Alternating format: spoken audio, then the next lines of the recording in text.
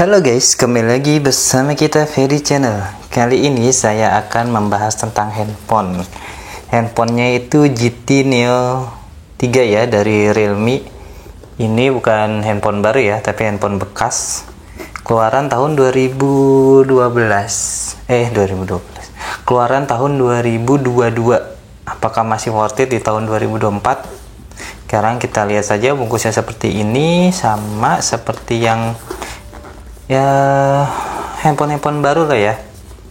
Untuk ini ada tulisannya Realme GT Neo 3 80 watt super dark charge. Ini saya belinya yang 80 watt ya, dan ini sudah Dimensity 8100 5G prosesor. Ini super kenceng dan dedicated display prosesor, dan ini saya masih belum tahu ya gimana cara menggunakannya. Dan ini yang membuat saya beli produk ini, yaitu adalah dia menggunakan sensor Sony IMX766 OIS kamera. Ini ada nomor serial IMEI-nya ya, dan diproduksi oleh PT Brink Mobile Telecommunication. Sekarang kita buka saja.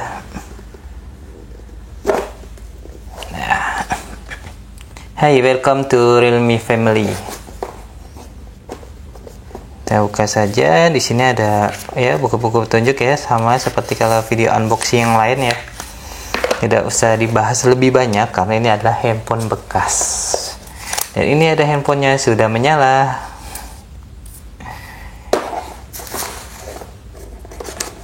Dibuka saja. Dan ini saya membeli handphone ini dalam keadaan bekas, sudah ada chargernya ya. Ada chargernya, ada chargernya, ada chargernya. Chargernya itu adalah 80 watt ya. Dan ini saya dapat juga kabelnya yang super dark, tapi kabelnya ini sudah rusak ya. Sudah terkelupas seperti ini. Saya cas pun super dark ya muncul, tapi kecepatannya hanya 0, berapa watt. Jadi sangat lama sekali, sepertinya memang sudah rusak. Dan saya akan membahas nanti di video terpisah untuk bagaimana mendapatkan kabel data yang ori dan penggantinya selain kabel data ori ini. Oke, sekarang kita singkirkan saja. Nah, sekarang kita membahas tentang handphonenya. Nah, handphonenya seperti ini. Ini cakep sekali ya modelnya ya. Saya suka sih ya model seperti ini dengan garis seperti ini. Tapi walaupun seperti apapun modelnya handphonenya itu, semua handphone tuh pasti akan pakai casing ya. Pasti. Kalau nggak pakai casing tuh kayaknya sayang banget ya handphone itu. Sayang untuk jatuh nanti bakalan retak. Dan saya membeli bekas ini dari pemakaian orang setelah 2 tahun. Ini pemakaian sebelumnya tuh sering banget pakai game gitu ya. Jadi kenapa saya membeli ini ya, satu alasannya itu kamera.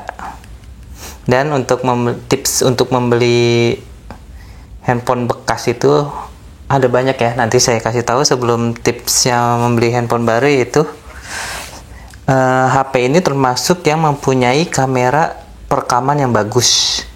Karena pakai sensor Sony IMX766 yang tadi saya bilang, dan HP ini termasuk di kisaran harga yang 3 juta ini jarang sekali handphone yang mempunyai perekaman 4K ya. Karena saya membutuhkan sekali perekaman 4K ini ya untuk video unboxing ini. Video unboxing ini saya menggunakan 4K, tapi nanti saya akan crop lagi ya. Ada 4K 30 fps dan 60 fps. Yang 60 fps jarang sekali ya handphone di kisaran 3 jutaan. Tadinya saya ingin membeli yang Redmi Note 12 Pro 5G itu yang baru ya, tapi mengingat lagi prosesornya itu masih bagusan ini ya. Untuk prosesornya yang Redmi Note 12 itu pakai Dimensity 1080, tapi ini sudah 8100 dan ini cukup bagus. Nah, Dimensity 8100, jadi dengan harapan bisa bertahan 4-5 tahun tidak lemot ya, karena saya menggunakan Zenfone 5 nih, yang rekam ini pun sudah hampir 5 tahun ya tanpa kendala dan masih lancar aja dengan RAM 4 GB dan memori internal 64 GB ya. Ini saya beli dengan harga 3,3 juta. Sebenarnya kisaran harga itu di 3,6 juta sampai 3,9 juta. Kenapa ini harganya murah? Karena ininya dia sudah bilang dari awal itu rusak. Jadi ya sudah, saya terima saja, nanti saya beli aja yang baru. Gitu. Dan ada alasan lain, nanti saya beritahu alasannya. Nah, untuk handphone sekarang saya juga bingung kenapa di handphone sekarang itu susah sekali untuk mencari perekaman 4K ya, di kisaran harga 3 jutaan. Sedangkan Zenfone saya aja nih, Zenfone 5 ini dibeli dengan harga 2.800.000 dulu itu udah pakai 4K ya. Dan Zenfone Padphone saya yang udah lama banget itu ada 4K-nya juga, tapi kenapa sekarang tuh kebanyakan di 10, 80, 30 atau 60 fps. Saya juga nggak mengerti, emang sih memang jarang banget ya orang menggunakan perekaman 4K, tapi untuk yang konten kreator sangat berguna, untuk yang merakit atau apa yang bisa di crop ngezoom gitu sangat berguna, jadi gambarnya saat di editing zoom itu tidak pecah ya.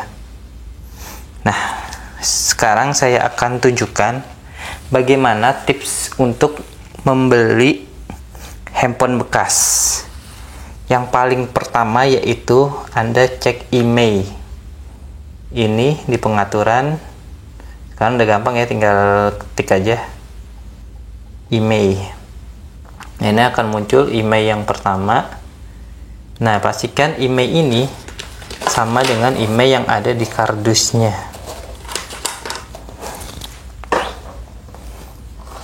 Email yang ada di kardus ini ya, pastikan sama.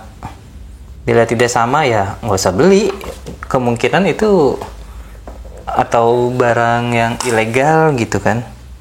Dan yang kedua itu adalah cek fisik, apakah pernah dibongkar atau tidak.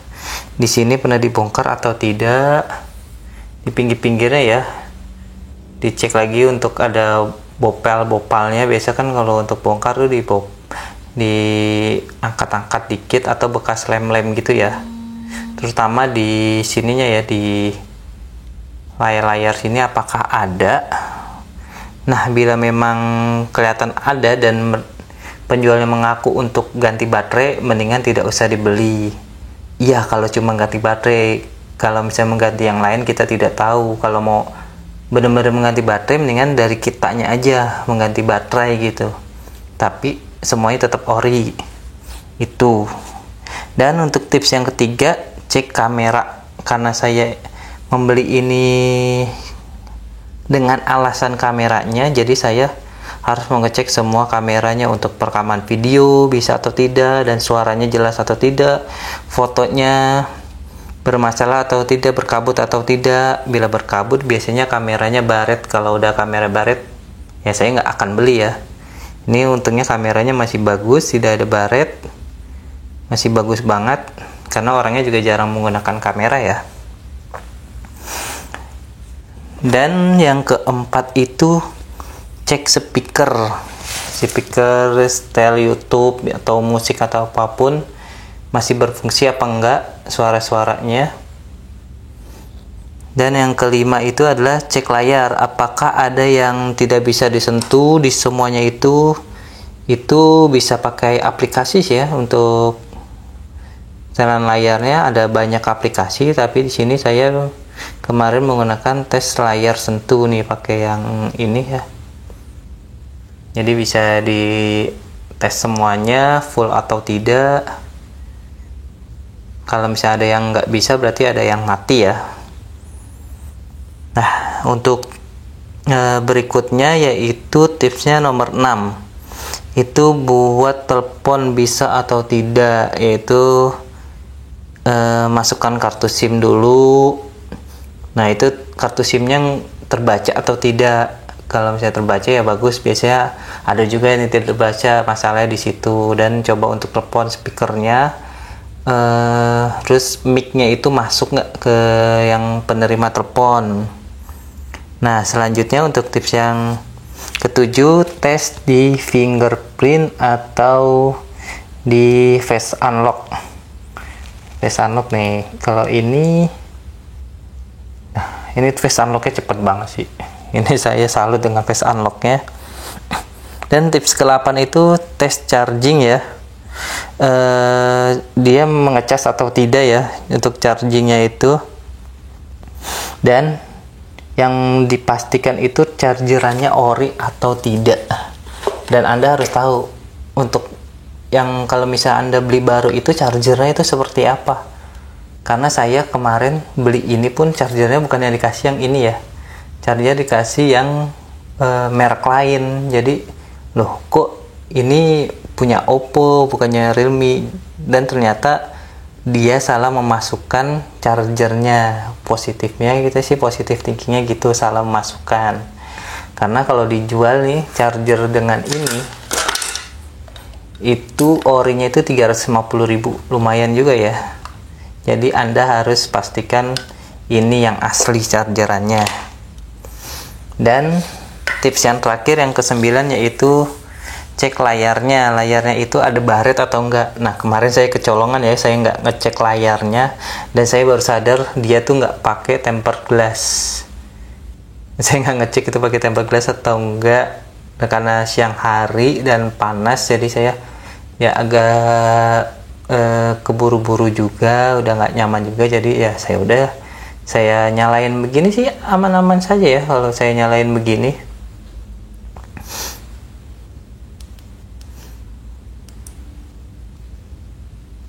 Nih kalau saya nyalain seperti ini ya nggak kelihatan baretnya, tapi ternyata di sini tuh ada nih seperti ini tuh baret, kayaknya kena kunci ya. Nah, ini baret. Nah, sebenarnya kalau Anda tahu ini baret, bisa dinego lagi dan nggak masalah buat Anda, bisa dinego lagi untuk kurang-kurangin harganya.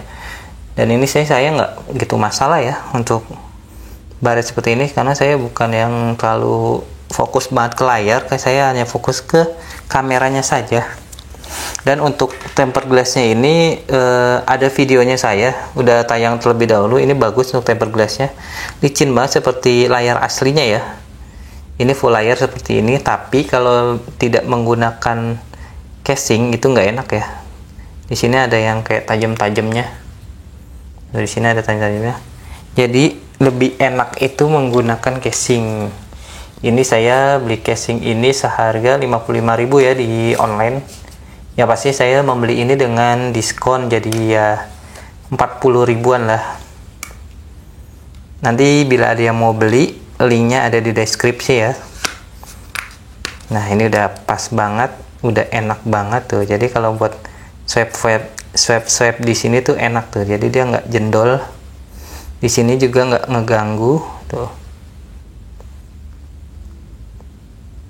Nah, selanjutnya saya akan mereview selama pemakaian HP Realme GT Neo 3 ini yang bekas, gimana pemakaiannya ya, bermasalah atau tidak. Dan untuk baterai ini aman, baterainya aman, sudah saya gunakan. Ini ada, lihat keterangannya di sini tuh bisa bertahan seharian ya. Dengan mode saya bekerja itu baterainya cukup aman, tanpa dicas itu seharian masih tersisa ya, dari jam 8 sampai jam 5 sore lah masih bisa. Untuk pulang kerja pun masih bisa. Itu banyak aktivitas normal ya, main game hanya sebentar saja di situ. Kalau ini saya pemakaian yang nggak normal ya, karena ada yang buat main game kadang baru turun sebentar udah cas, dan selama saya pakai ini nggak ada keluhan ya, saya nyaman banget. Paling yang saya notice tuh di perekaman 4K ya, 4K video, kalau sebisa mungkin jangan sampai panas ya untuk perekaman 4K nya, karena kalau panas dia tuh akan patah-patah ya. karena handphonenya ini menggunakan chipset yang lumayan kenceng.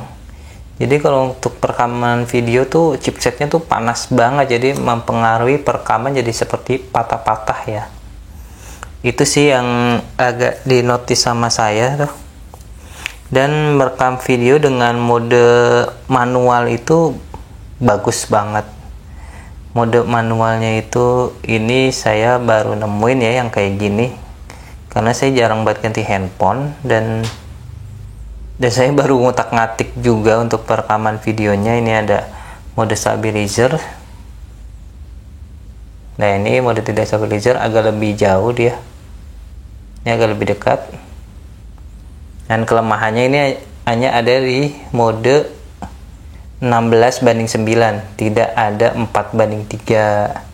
Hanya seperti ini saja ya.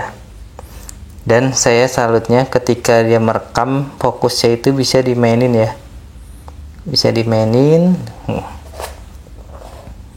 Bisa dimainin untuk jauh, untuk dekatnya bisa dimainin ya. Saat saya merekam, saya bisa fokus kemana saja. Ini bagus banget sih ya, kayak kamera DSLR. Itu saya sukanya di situ ya. Nanti tinggal di crop saja kalau memang ini kita butuhnya 4:3 ya. Ini kelebaran sih kalau untuk ini ya. Dan untuk review saya berikutnya yaitu untuk perekaman video malamnya cakep banget ya.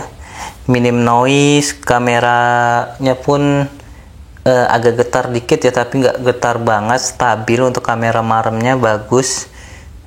Malamnya aja bagus, gimana siangnya pasti tentu lebih bagus ya. Nah, ini perekaman video malam 1080p 60 fps, masih sangat bagus ya. Untuk kameranya stabil, dan juga untuk gelap-gelapnya itu bagus ya, nggak ada noise-nya gitu. Gelapnya tuh benar-benar gelap banget ya, hitamnya tuh hitam banget.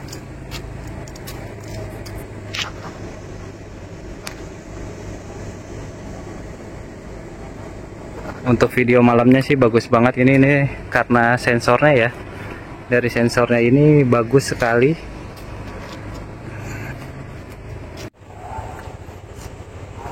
Ini perekaman Full HD 1080 30 fps. Videonya sangat stabil ya. Dan ini videonya lebih terang ya daripada yang 60 fps, karena dia menyerap cahaya banyak ya sensornya.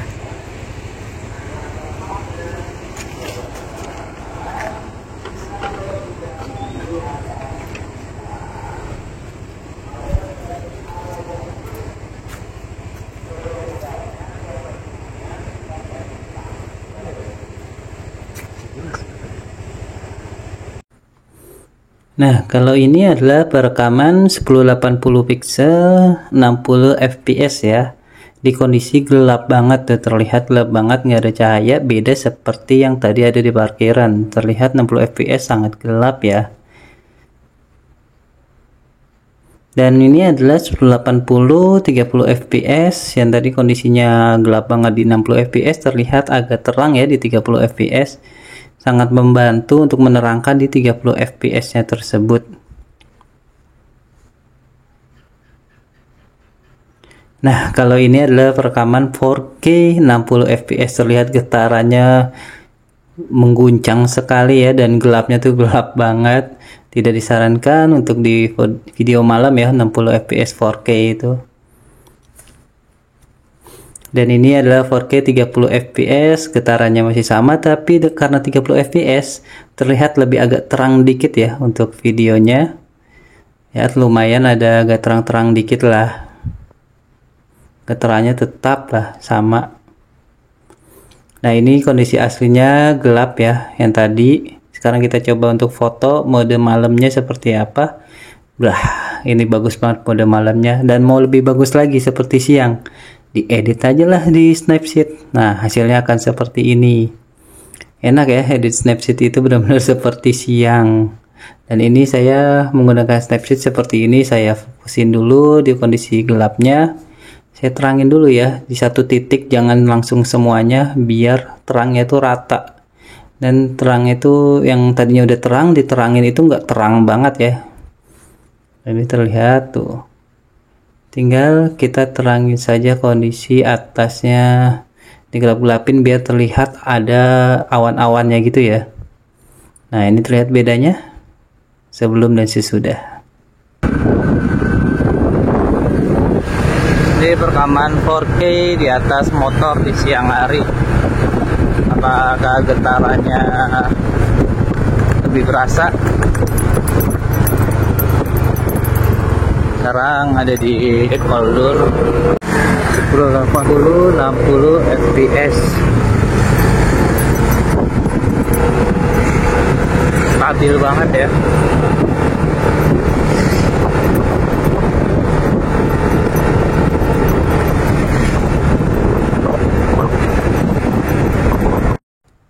Sekarang saya akan merekam di 1080 pixel 60 fps di kondisi pagi hari. Ini terlihat stabil banget di kondisi pagi hari dan gambarnya pun jernih, bagus banget. Dan sekarang adalah 4K 60 fps, tetap sama, masih getar walaupun di kondisi terang. Dan ini saya menggunakan dengan satu tangan. Bagaimana bila saya menggunakan dengan dua tangan diapit agar lebih stabil?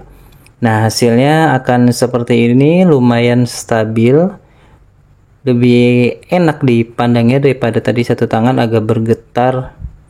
Dan ini adalah perekaman video kamera wide, terlihat stabil videonya dan bagus juga untuk hasilnya ya. Sekarang saya merekam di video slow motion 720p 480 fps. Terlihat sangat dramatisir, untuk videonya sangat lambat sekali. Bahkan sampai lampu di belakang pun terlihat kedap-kedip saking lambatnya. Dan ini adalah slow motion 1080p 240 fps. Terlihat pandangannya terlihat lebih jauh ketimbang di 480 fps. 480 fps itu lebih ngezoom karena dia di 720 pixel. Tapi walaupun di 720, kualitas videonya masih termasuk bagus ya, tajam juga untuk videonya, dan slow-mo-nya sangat bagus. Saya suka banget untuk slow-mo-nya di 240 fps dan 480 fps. Nah, ini adalah salah satu fitur atau filter yang ada di kameranya ya. Seperti ini adalah filter AI, pewarnaan AI. Di depan saja yang berwarna, orangnya saja, untuk latar semuanya gedung tidak berwarna. Dan ini saya arahkan ke dua orang yang belakang tetap warna, tapi masih kedap-kedip warnanya ya. Nah, ini adalah salah satu filter bokeh yang ada di filter kamera. Bokehnya bagus kalau untuk yang dekat ya, tapi tidak disarankan untuk yang jauh seperti ini. Bila dia merekamnya jauh, dia akan bokeh tidak akan berkedap-kedip juga ya, sama seperti tadi pewarnaan AI. Bagus sih untuk bokehnya, jadi belakangnya itu tidak begitu kelihatan. Nah, ini perekaman video selfie kamera depan ya, 1080 30 fps, mentok di 30 fps. Kameranya cukup stabil ya. Ini depannya sudah ketutup tempered glass copper. Apakah masih bagus untuk hasilnya? Nah, ini perekaman video di 1080p 30 fps dengan mode cantik ya, cantik di 100%. Terlihat goyang-goyang di belakangnya ya, walaupun stabil tapi goyang-goyang. Coba saya pegang dengan kedua tangan seperti ini ya. Kalau dengan kedua tangan lebih stabil kalau dipegang kedua tangan ya. Dynamic range-nya putih semua awannya. Dan untuk foto-fotonya pun cakep banget. Untuk foto-fotonya tuh bagus ya. Untuk fotonya itu untuk di siang hari pun terlihat bagus ya, apalagi di malam hari itu cukup bagus. Dan di sini di foto ini ada AI ya, terlihat ada AI.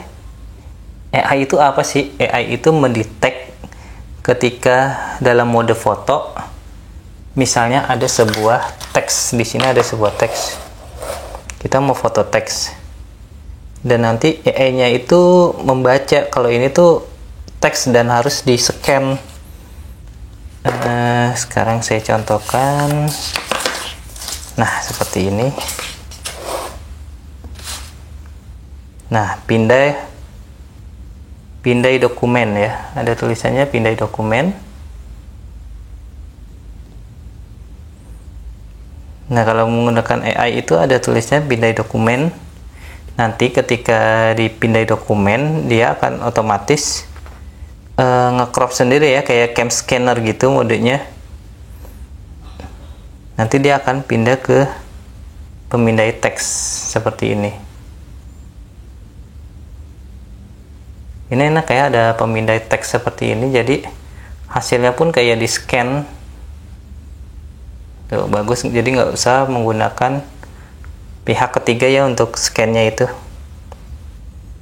Nah, misalnya saat mode foto dengan AI di kondisi gelap, dia akan memunculkan mode malam otomatis. Jadi makanya saat kita foto dengan menggunakan otomatis dan foto menggunakan mode malam, itu akan sama hasilnya.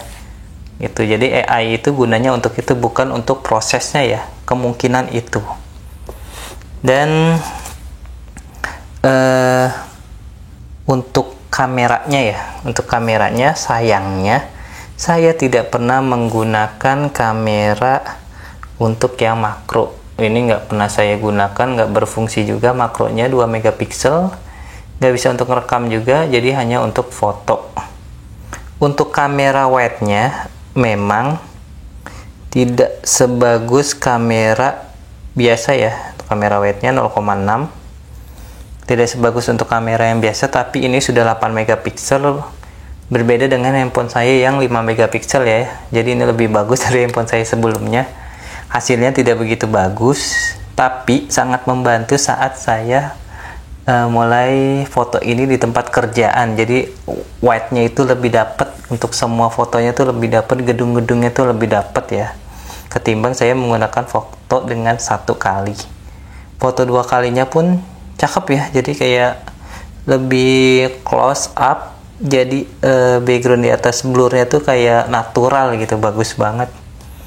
Dan untuk buat game, nah saya untuk buat game ini saya hanya menggunakan 3 game aja, tapi yang sering saya mainin adalah game PES, karena bukan PES lagi ya, namanya eFootball.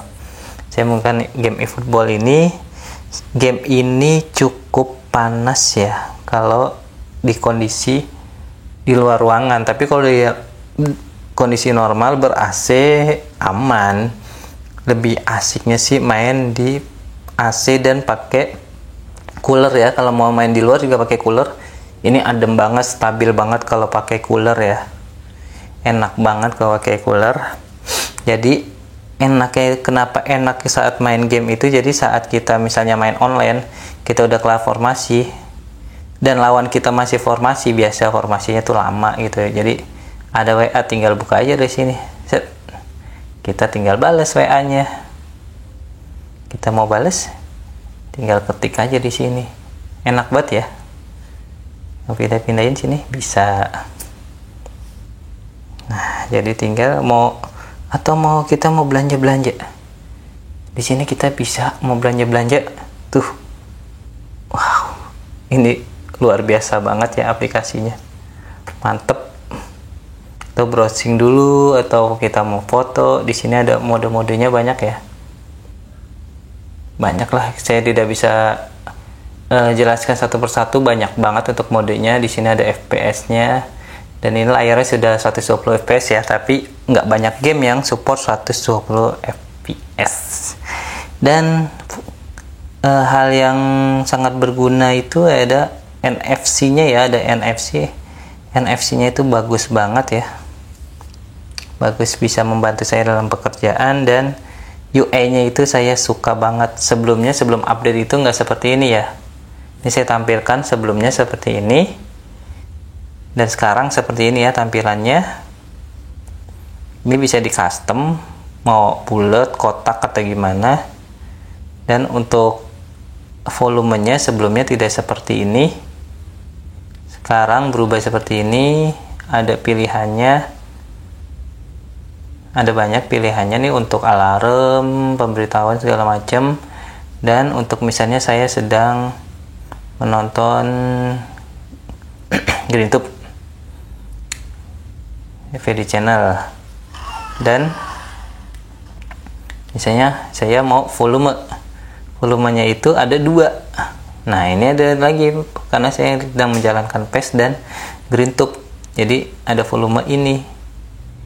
Jadi kalau ini pun dikencengin, di sini ya pelan, dia kan suaranya pelan, jadi harus ini kencengin juga gitu. Unik ya. Nah, ini tempered glass-nya ya, Cooper namanya. Bisa ditonton saya videonya. Dan untuk UI-nya yang saya suka itu swipe ke atas. Nah, loh, kok muncul keyboard? Ini yang saya suka. Sebenarnya saya sukanya seperti ini. Ada beberapa orang memang nggak suka, kayaknya katanya aneh lah, kok ke atas malah muncul teks gitu, kayak aneh gitu. Tapi menurut saya enggak, saya suka. Jadi kayak misalnya saya mau ke kamera tuh, tinggal klik aja kamera, enak. Misalnya saya pengen apa, biasanya tuh orang kan pengen aplikasi tertentu dengan nama ya. Misalnya kita kamera, mau nyari kamera mana, kamera nyarinya susah, bila nggak ada di layar sini kan biasanya kita nyari di bilah sini ya, tuh akan susah. Tapi dengan kita swipe ke atas, kita tinggal ketik aja, langsung ada. Ini sih yang saya suka dari UI Realme-nya itu ya. Ya, itulah ulasan saya mengenai review saya mengenai handphone bekas dalam pemakaian 2 tahun, tapi tidak untuk ditiru. Kalau memang Anda tidak punya budget yang banyak dan budgetnya cukup untuk beli yang Anda butuhkan, seperti saya hanya butuh buat kamera bagus dan budgetnya hanya di 3 juta, dan ini masuk akal di 3 juta untuk produktivitas saya seperti konten-konten nanti akan pakai kamera ini sangat membantu sekali buat saya gitu. Kalau memang tidak, ya nggak usah, mendingan beli yang baru, saran saya. Demikianlah video saya, semoga bisa membantu. Bila Anda suka, mohon di like. Bila tidak suka, mohon di dislike. Terima kasih.